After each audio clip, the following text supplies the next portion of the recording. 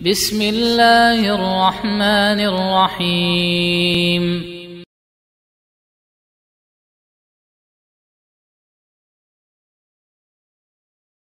Al-mas'alatul khamisatu, permasalahan yang kelima, syurutu wujubi siyami Ramadan.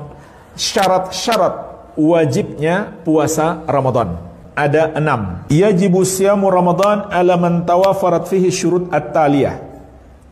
Wajib puasa Ramadan atas orang yang terpenuhi baginya syarat-syarat berikut. Yang pertama adalah al-Islam. Dia seorang muslim.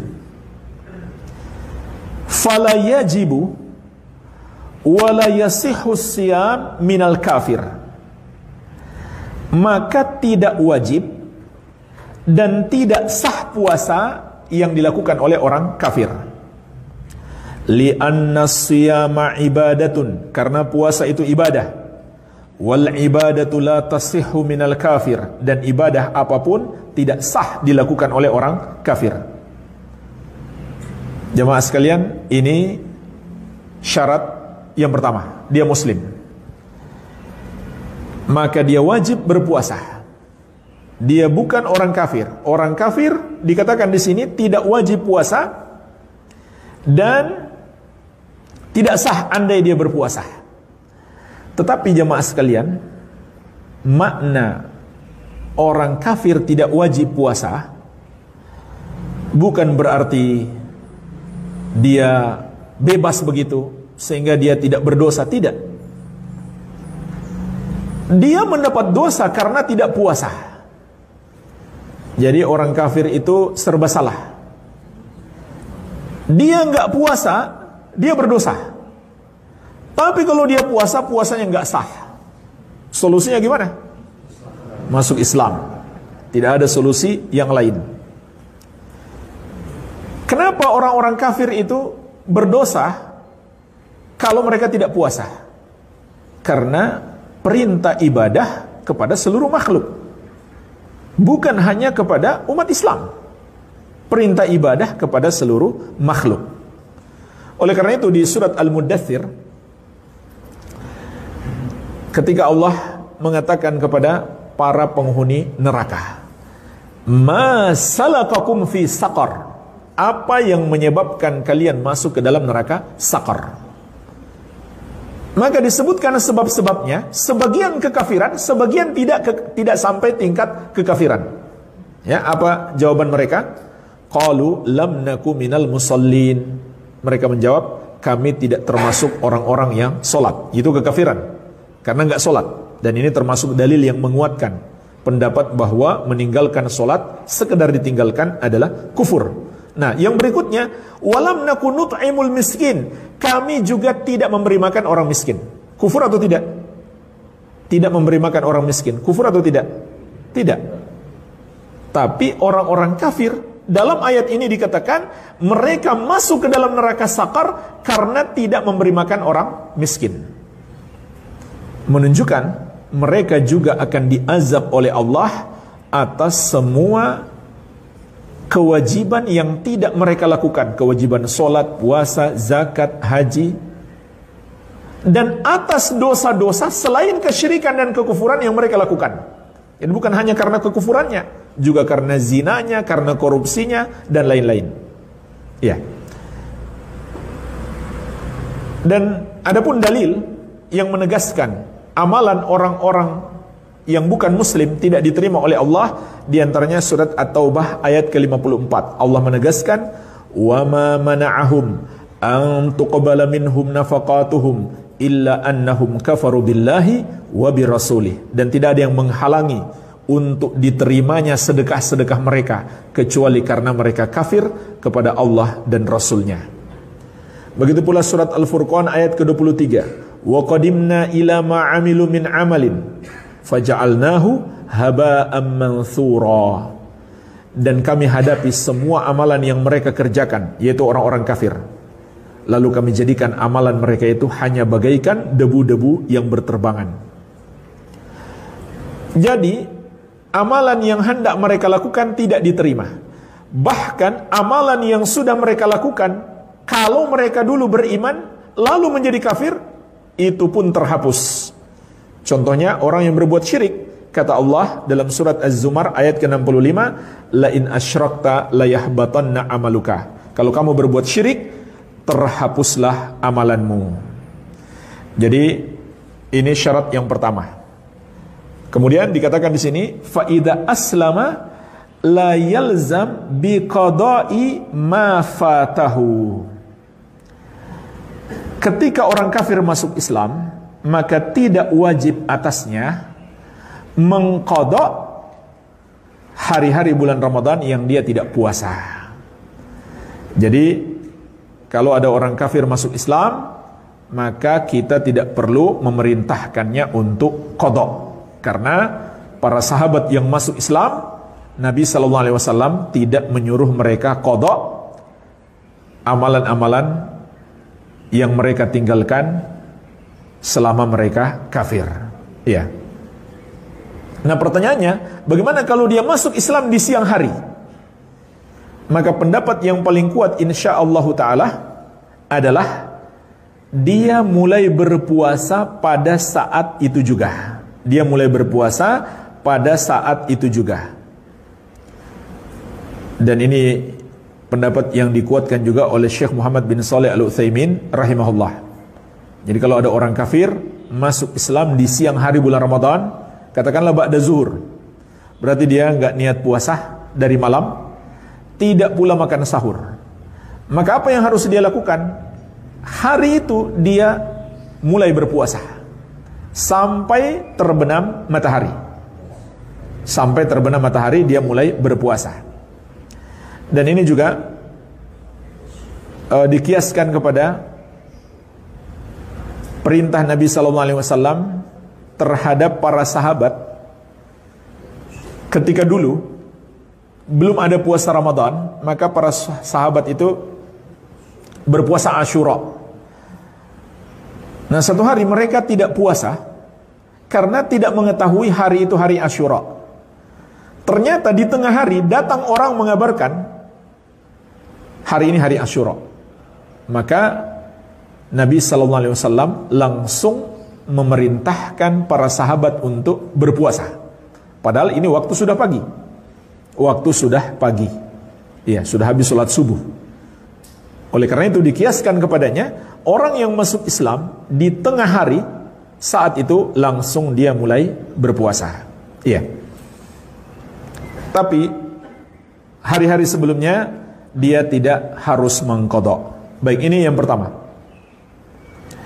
Kemudian jemaah sekalian, di sini juga tercabang permasalahan. Tadi kita sudah jelaskan bahwa orang kafir itu juga mendapatkan dosa karena tidak puasa.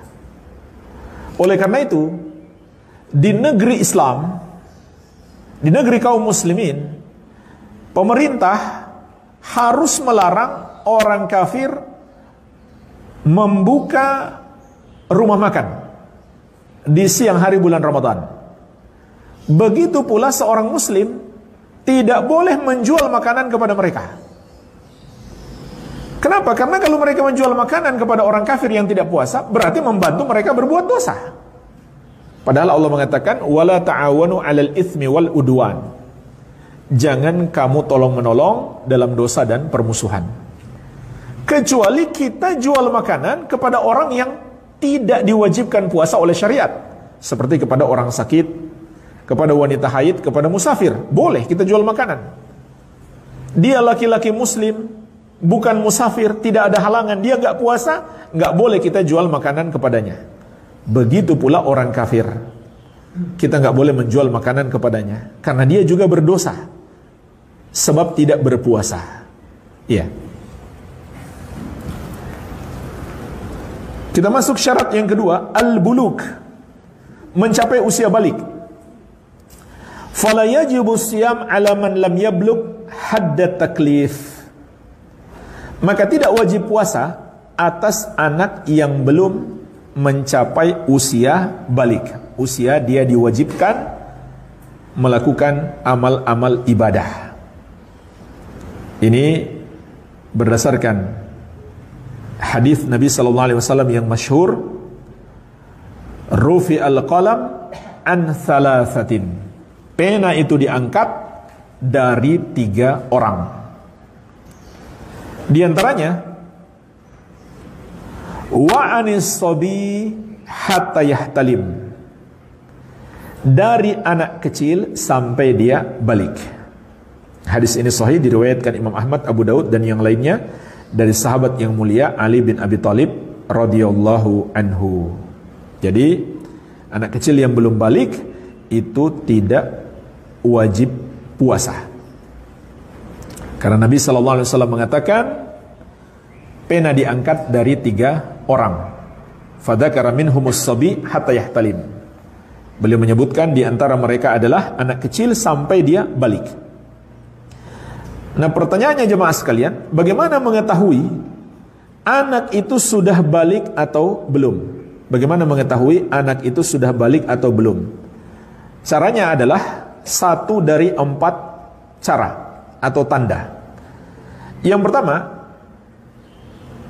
keluar mani ketika syahwat.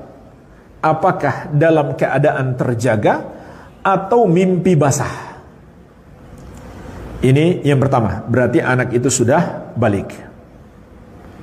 Ya mungkin kita nggak tahu anak kita sudah keluar mani, makanya kita ajarin saja sama dia. Kalau kamu sudah keluar mani, mimpi basah, maka kamu sudah balik. Yang kedua, mencapai umur 15 tahun. Walaupun belum keluar mani, tapi sudah mencapai umur 15 tahun, maka dia sudah balik. Yang ketiga, tumbuh bulu-bulu kemaluan. Juga walaupun belum keluar mani, belum pernah mimpi basah, dan belum mencapai 15 tahun. Kalau sudah tumbuh bulu kemaluan, maka dia sudah balik. Kemudian yang keempat, khusus bagi anak wanita adalah sudah haid. Walaupun kalau dia haid tentu dia tidak wajib puasa. Dia harus qada nanti. Tapi setelah haid dia harus langsung puasa jika masih di bulan Ramadan. Iya. Jadi ini 4 cara mengetahui anak sudah balik. Kemudian walakinnahu yasihu siyam min ghairil balik law sama. Akan tetapi sah puasa seorang anak yang belum balik andai dia berpuasa. Andai dia berpuasa, maka puasanya dihukumi sah. Idza kana mumayyizan, kalau dia sudah mumayyiz. Mumayyiz itu adalah mencapai umur 7 tahun. Berdasarkan sabda Nabi sallallahu alaihi wasallam, "Muru auladakum bis-salati wa hum abna'u 7 sinin, wadribuhum 'alaiha wa hum abna'u 10 wa farriqu bainahum fil madaji." Perintahkan anak-anak kalian salat ketika mereka berumur 7 tahun. Dan pukul kalau enggak mau salat, yaitu pukulan yang ringan, ketika mereka berumur 10 tahun, dan pisahkan tempat tidur mereka. Berdasarkan hadis ini para ulama mengatakan mumayyiz itu berumur 7 tahun, sehingga dia sudah paham kita menyuruh dia sholat. Bukan berarti sebelumnya tidak disuruh sholat, tetap disuruh sholat. Tapi ketika masuk umur 7 tahun lebih ditekankan lagi. Ini makna hadis ini. Jadi jangan kita tunggu umur 7 tahun baru suruh mereka sholat. Namun makna hadis ini, ketika sudah umur 7 tahun lebih ditekankan lagi sholat bagi orang tua untuk memerintahkan kepada anak, karena dia sudah memahami hakikat sholat, hakikat ibadah. Sehingga kalau dia puasa di umur itu, maka puasanya sah. Wayan bagi liwaliyi amrihi an ya'murahu bisyam liya'tadahu wa ya'lafahu. Dan sepatutnya bagi walinya, orang tuanya misalkan, untuk memerintahkan anaknya berpuasa agar dia terbiasa, agar dia senang dengan amal puasa sejak kecil. Dan ini jemaah sekalian dilakukan oleh para sahabat Nabi sallallahu alaihi wa ala alihi wasallam. Anak-anak yang masih kecil sudah dibiasakan untuk berpuasa. Dan para sahabat dahulu mereka buatkan mainan untuk membujuk anak yang sudah ingin berbuka. Ya, yang disebutkan dalam sebuah riwayat yang dikeluarkan oleh Al-Bukhari dan Muslim dari seorang sahabiah, sahabat wanita Nabi sallallahu alaihi wasallam bernama Ar-Rubayyi binti Muawwidh radhiyallahu anha. Beliau mengatakan, "Wa nusawwimu sibyanana wa naj'alu lahumul lu'ba minal ihni." Kami memerintahkan anak-anak kami berpuasa dan kami buatkan untuk mereka mainan dari wol. Fa idza baka ahaduhum 'ala ta'ami a'taynahu dzaka hatta yakuna 'indal iftar. Kalau menangis salah seorang dari mereka pingin makan, maka kami berikan mainan itu sampai akhirnya tiba waktu berbuka. Jadi perhatiannya dari makanan dipalingkan dengan mainan supaya terbiasa sampai berbuka. Ya, kecuali kita lihat ada mudarat tertentu bagi anak yang mungkin karena belum terbiasa, maka tidak harus menunggu waktu berbuka. Ya, mungkin besoknya dia sudah terbiasa dan seterusnya. Baik. Kemudian jemaah sekalian, permasalahan bagaimana kalau anak itu balik di siang hari Ramadan. Tadi malam dia tidak niat puasa dan mungkin pagi-paginya sudah makan. Sudah zuhur ternyata muncul tanda balik. Ya, misalkan dia keluar mani zuhur. Maka saat itulah dia mulai berpuasa. Ini sama dengan orang yang masuk Islam di tengah hari tadi. Saat itu dia mulai berpuasa. Begitu pula anak yang sudah balik. Dan puasanya hari itu sah. Jadi puasanya untuk hari itu, walaupun mulainya sudah zuhur, karena dia baru balik, dihukumi sah. Sama dengan orang mu'alaf tadi. Dia nggak harus mengqadha puasa di hari itu. Iya, karena dia diwajibkan berpuasa sejak dia masuk Islam atau sejak dia balik. Syarat yang ketiga, al-aqlu, berakal. Fala yajibu siyam 'anil majnun wal ma'tuh. Maka tidaklah wajib berpuasa bagi orang yang gila dan orang yang tidak punya akal. Tidak wajib berpuasa bagi orang yang gila dan orang yang tidak punya akal. Berdasarkan sabda Nabi sallallahu alaihi wasallam, yaitu hadis yang tadi, rufi al-qalam an thalathatin, pena diangkat dari 3 orang. Fadzakara minhumul majnun hatta yafiq. Maka Nabi sallallahu alaihi wasallam menyebutkan di antaranya adalah orang gila sampai dia berakal, sampai akalnya kembali. Iya.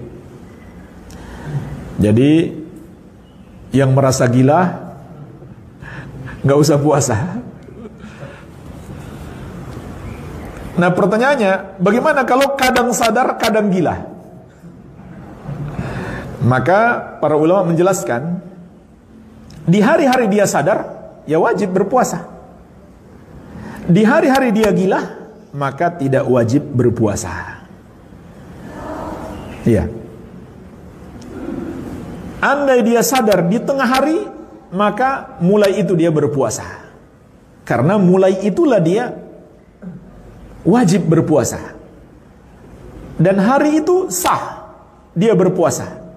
Dia tidak harus mengqadha hari itu. Begitu pula dia tidak harus mengqadha hari-hari semasa dia gila. Kalau benar-benar dia gila, dia tidak harus mengqadha hari-hari yang dia tinggalkan,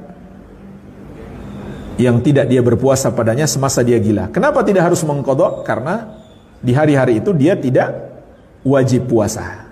Iya. Lalu bagaimana dengan orang tua yang pikun? Orang tua yang sudah pikun. Sama, ini juga orang tua yang sudah tidak punya akal. Maka dia juga tidak wajib puasa. Dan tidak juga wajib fidyah.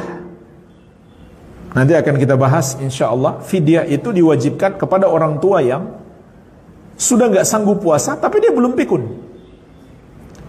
Dia belum pikun. Kalau dia sudah pikun, puasa tidak wajib, fidyah pun tidak wajib. Karena Nabi sallallahu alaihi wasallam mengatakan, rufi al-qalam an thalathatin. Pena diangkat dari mereka. Jadi tidak ada kewajiban apa-apa. Iya. Kalau kadang pikun, kadang sadar, nah hari-hari dia sadar, maka wajib dia berpuasa. Yang keempat, al-qudratu, mampu melakukan puasa. Faman kana ajizan likibarin au ghairihi.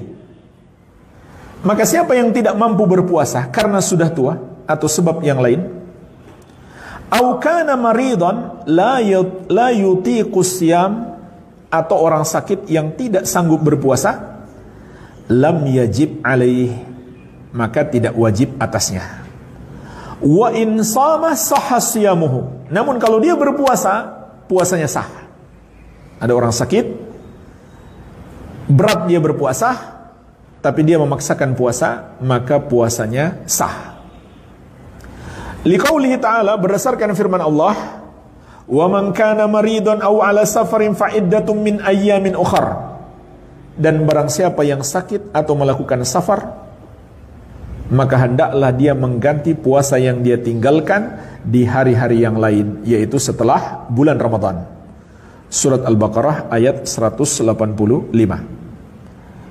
Fa in zalal marad wajaba alaihi qada'u ma aftarahu min ayyamin. Maka apabila telah hilang sakitnya, wajib atasnya untuk mengqada hari-hari yang dia berbuka padanya sesuai jumlahnya. Ya. Jadi orang sakit tidak harus berpuasa.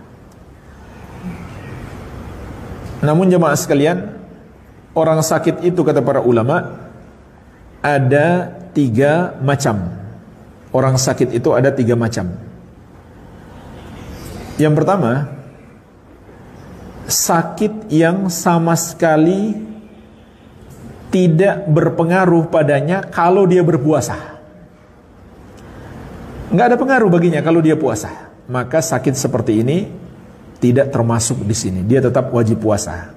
Ya, contohnya apa? Penyakitnya ringan sekali, hanya bisul kecil di tangan. Dia puasa nggak puasa nggak ada pengaruh, maka dia wajib berpuasa. Yang kedua, orang sakit yang bisa berpuasa tapi dengan berat dia rasakan, susah dia rasakan, maka inilah yang boleh berbuka. Hanya ulama beda pendapat, lebih afdal mana, dia tetap puasa atau dia berbuka. Pendapat yang paling kuat insya Allah, lebih afdal dia berbuka.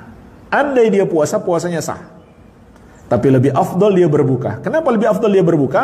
Karena Nabi SAW mengatakan, innallaha yuhibbu an tu'ta rukhasuhu kama yakrahu an tu'ta maksiyatuhu.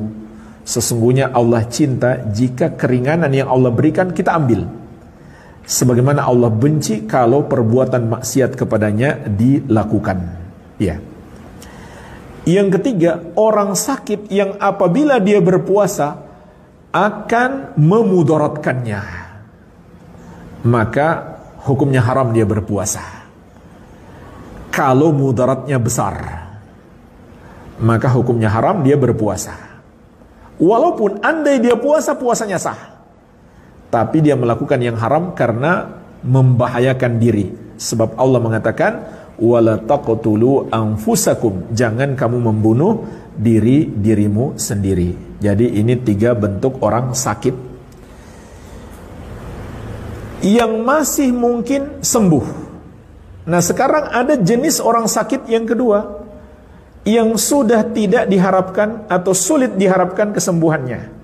Maka orang sakit jenis yang kedua ini, dia hukumnya sama dengan orang tua yang sudah tidak sanggup puasa, yaitu membayar fidyah. Ada orang sakit misalkan sudah lama nggak sembuh-sembuh, maka dia tidak wajib puasa. Dia sama dengan orang tua yang sudah tidak sanggup puasa, yang belum pikun, membayar fidyah. Adapun yang masih diharapkan kesembuhannya, maka dia nanti mengqadha. Ya.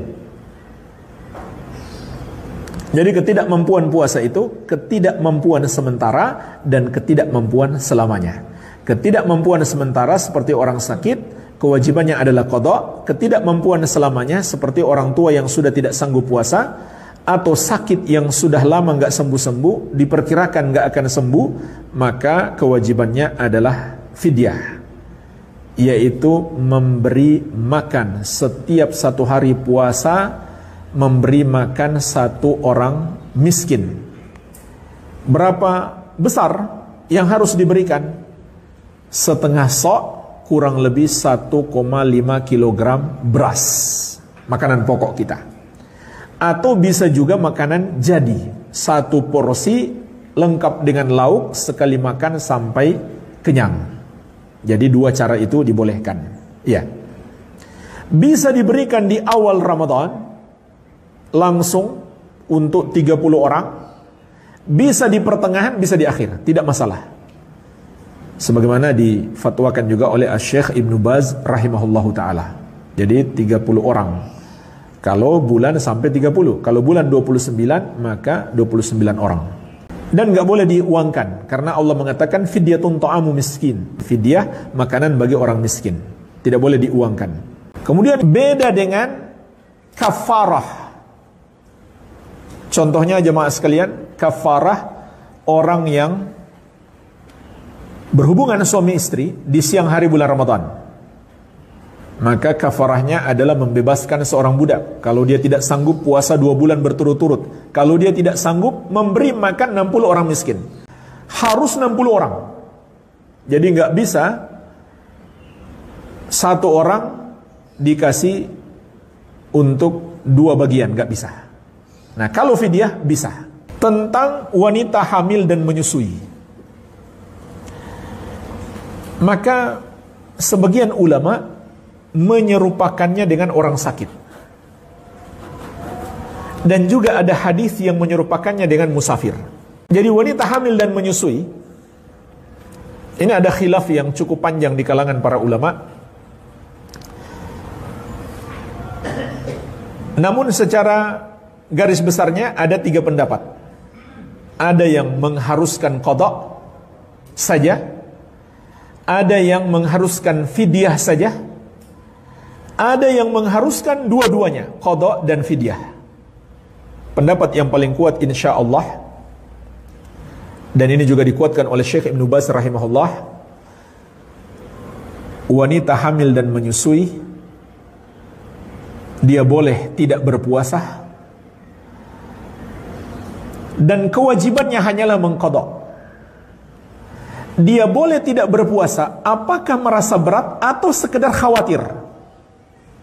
Apakah khawatir terhadap dirinya atau khawatir terhadap anaknya?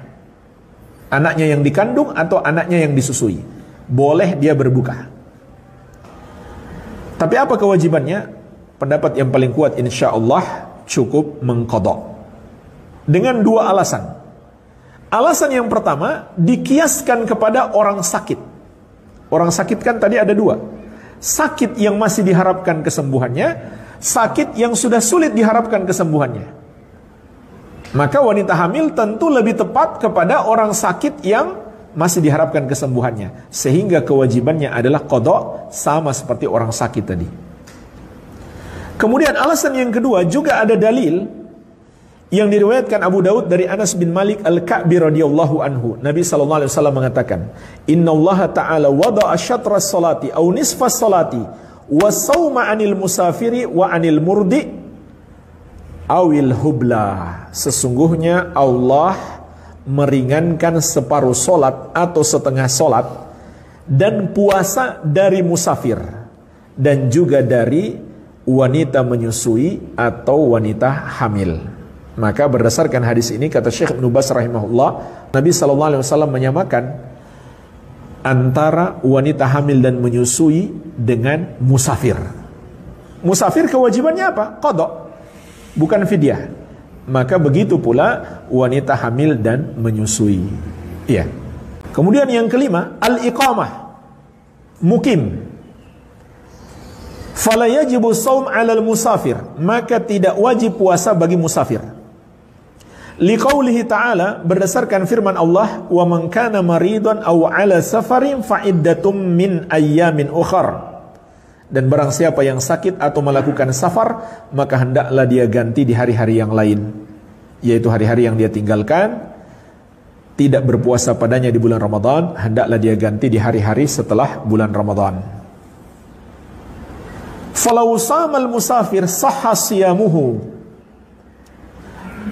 Namun andaikan musafir itu berpuasa, puasanya sah. Wa yajibu alaihi qada'u ma aftara fis safar, dan wajib atasnya mengqada hari-hari yang dia berbuka padanya ketika safar. Baik. Jadi jemaah sekalian, ini syarat yang kelima. Yang wajib berpuasa adalah yang mukim. Yang sedang melakukan safar tidak wajib puasa. Ya. Ulama juga menjelaskan, orang yang bersafar itu ada 3 keadaan. Keadaan yang pertama, kalau dia puasa nggak ada pengaruh baginya. Dia nggak merasa berat, tidak pula berbahaya, karena dia fisiknya kuat. Ditambah lagi kalau misalkan safarnya itu nyaman, ya, naik mobil enak, naik pesawat, masuk hotel, maka dia nggak merasa berat. Ini yang pertama. Pertanyaannya, masih bolehkah dia berbuka puasa? Jawabannya boleh. Karena sebab dia dibolehkan berbuka bukan karena dia merasa berat atau tidak, tapi karena safar itu sendiri. Dia boleh berbuka. Kalau dia puasa, boleh juga tentunya. Cuma pertanyaannya, lebih afdal mana? Dia berbuka atau dia berpuasa? Pendapat yang paling kuat insyaallah adalah dia berpuasa. Itu lebih afdal. Namun kalau dia mau berbuka, boleh saja. Tapi lebih afdal dia berpuasa kalau dia tidak merasa berat sama sekali. Artinya safar nggak berpengaruh baginya. Kenapa lebih afdal itu? Karena itu lebih cepat melepaskan dia dari kewajiban. Dan juga bisa jadi untuk mengqadha puasa malah memberatkan dia, sehingga tertunda. Maka lebih baik dia puasa. Baik. Ini keadaan yang pertama. Keadaan yang kedua, orang yang merasa berat walaupun dia masih sanggup puasa, tapi berat dia rasakan, maka tentu dia lebih boleh lagi untuk berbuka. Namun andaikan dia puasa, maka puasanya sah walaupun berat. Kemudian yang ketiga, jika dia berpuasa akan memudaratkannya. Misalkan perjalanannya berat sekali, kalau dia tetap puasa akan membahayakan dia sampai sangat kehausan sehingga tertimpa mudarat besar, maka haram dia berpuasa. Karena Allah melarang kita memudaratkan diri. Baik.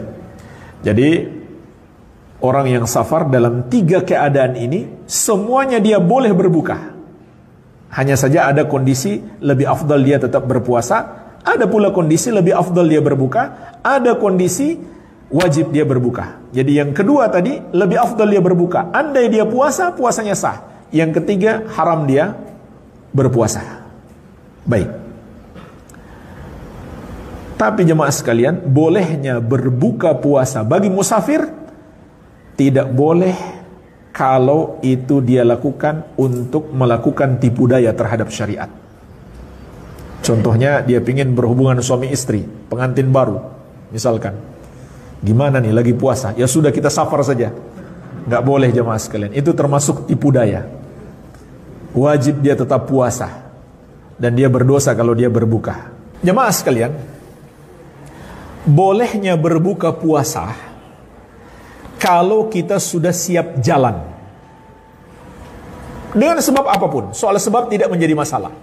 Apakah mau pergi berdagang, mau pergi berobat, mau mengunjungi saudara. Asal jangan berniat karena ingin berbuka. Itu yang tidak boleh. Tapi bolehnya kita berbuka bukan sekedar niat safar, tapi sudah siap jalan walaupun baru depan rumah. Karena itulah yang dilakukan oleh Anas bin Malik radhiyallahu anhu. Jadi beliau sudah siap safar, sudah depan rumah mau jalan, beliau minta air minum. Lalu kata beliau, ini sunnah. Nah, beda dengan qasar salat. Kalau qasar salat itu dibolehkan jika kita sudah meninggalkan perkampungan kita. Ya mungkin zaman sekarang kelurahan kita.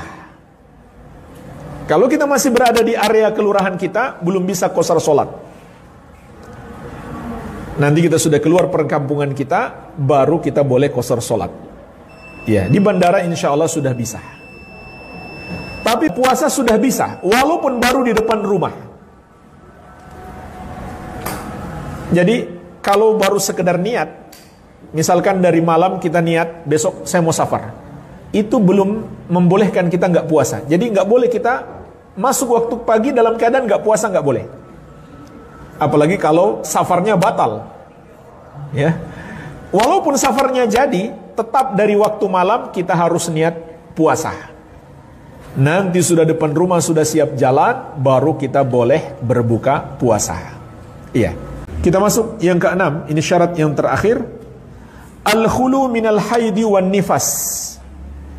Tidak haid dan nifas. Ini syarat khusus bagi wanita. Fal haidu wan nufasa lam yajib alaihi masyam. Wanita haid dan nifas tidak wajib bagi mereka berpuasa. Bal yahrum alaihima, bahkan diharamkan bagi mereka berpuasa. Liqaulihi sallallahu alaihi wasallam, berdasarkan sabda Nabi sallallahu alaihi wasallam, alaysa idza hadat lam tusalli wa lam tasum fadzalika min nuqsani diniha. Bukankah seorang wanita itu kalau dia haid tidak boleh salat dan tidak boleh puasa, maka itu bagian dari kurangnya agama kaum wanita. Hadis diriwayatkan Al-Bukhari. Wa yajibul qada alaihima, dan wajib qada atas wanita haid dan wanita nifas ini. Liqauli Aisyah radhiyallahu anha, berdasarkan ucapan Aisyah radhiyallahu anha, kana yusibuna dzalika fa nu'maru bi qada'is shaumi wa la nu'maru bi qada'is salati. Dahulu kami para wanita di masa Nabi sallallahu alaihi wasallam juga terkena haid, maka kami diperintahkan untuk mengqadha puasa dan tidak diperintahkan untuk mengqadha salat. Hadis ini sahih, diriwayatkan oleh Imam Muslim. Jadi ini syarat yang keenam, khusus berlaku bagi wanita, yaitu tidak sedang haid dan nifas. Jadi nifas, wanita yang mengeluarkan darah karena melahirkan, itu disamakan dengan haid. Pertanyaannya jemaah sekalian, jika seorang wanita suci di tengah hari, apa yang harus dia lakukan? Maka dia tidak boleh berpuasa di hari itu. Kalau dia suci di tengah hari, jadi hari itu dia nggak boleh berpuasa lagi. Dia harus mengqadha hari itu. Dia harus mengqadha hari itu. Jadi beda ya, anak yang balik dengan wanita yang suci di tengah hari. Ya, dia harus mengqadha hari itu dan dia tidak bisa memulai puasa dari tengah hari itu. Iya. Kemudian sebaliknya, andai dia suci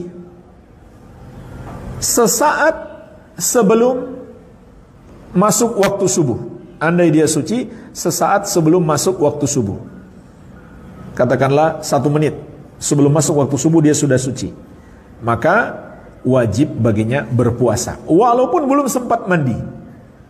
Walaupun belum sempat mandi, tapi kalau dia sudah suci walaupun sesaat, maka dia wajib berpuasa walaupun belum sempat mandi wajib. Mandinya bisa belakangan. Iya. Walhamdulillah,